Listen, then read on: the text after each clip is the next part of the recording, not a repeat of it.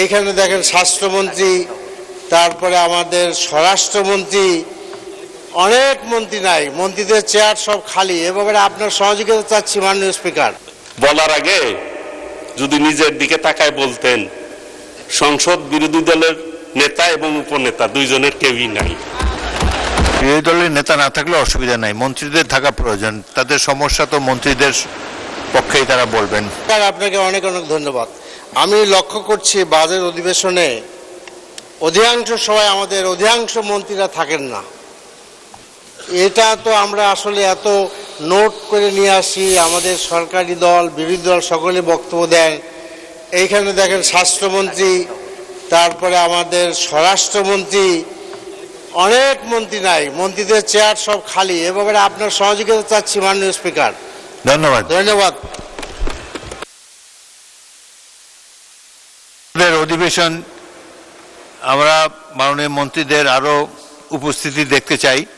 শুকর করেন যে অর্থমন্ত্রী অন্তত আছেন এখানে, কিন্তু অন্যান্য মন্ত্রীদেরকেও অনুরোধ জানাবেন সংসদ সদস্যদের পক্ষ থেকে। বাজেট সেশন গুরুত্বপূর্ণ সেশন, তারা থাকলে আমরা বাধিত হব। চিফ হুইপ বলেন। মাননীয় স্পিকার, বাস্তবতাটা হলো এই যে অনেকে রাষ্ট্রীয় কাজে বা বিভিন্ন কাজে ব্যস্ত থাকে, এটা ঠিকই। তবে সংসদে তাদের আসা উচিত, আসলে ভালো হয়। কিন্তু মাননীয় অর্থমন্ত্রী আগাগোড়া এখানে উপস্থিত আছেন, কারণ বাজেট সংক্রান্ত বিষয়ে সব বিষয়ে যে কথা বলা হয়, সকল কথা শেষ কথা গিয়ে অর্থমন্ত্রী বলবেন। স্বাস্থ্য খাতেও বলবেন, বিদ্যুৎ খাতের কথাও বলবেন, পুলিশের কথাও বলবেন, আইনের কথাও বলবেন, সব কথাই অর্থমন্ত্রী বলবেন মাননীয় স্পিকার। সে কারণে মাননীয় অর্থমন্ত্রী প্রেজেন্ট থাকেন।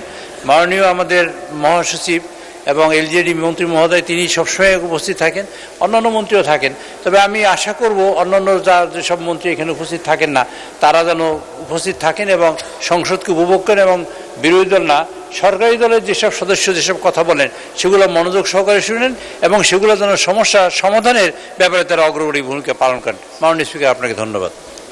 ধন্যবাদ মাননীয় চিফ হুইপ। পরবর্তী বক্তা মোহাম্মদ মাহবুবুল আলম, মাননীয় সদস্য কুড়িগ্রাম 3, আপনার সময় 5 মিনিট। 1 মিনিট। মাননীয় সদস্য টুকু বলুন।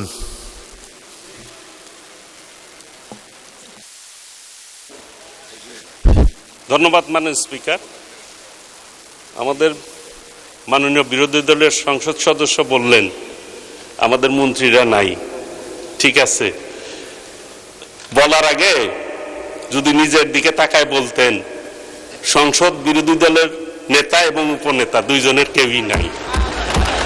তারাও যাতে ঠিক মতো থাকে আর বসুন। ধন্যবাদ। ঠিক হবে আর কি। ধন্যবাদ মাননীয় স্পিকার। ধন্যবাদ। বিরোধী দলের নেতা না থাকলে অসুবিধা নাই, মন্ত্রীদের থাকা প্রয়োজন। তাদের সমস্যা তো মন্ত্রীদের পক্ষেই তারা বলবেন। তবুও সংসদের সৌন্দর্য রক্ষার্থে সকলেরই থাকা বাঞ্ছনীয়।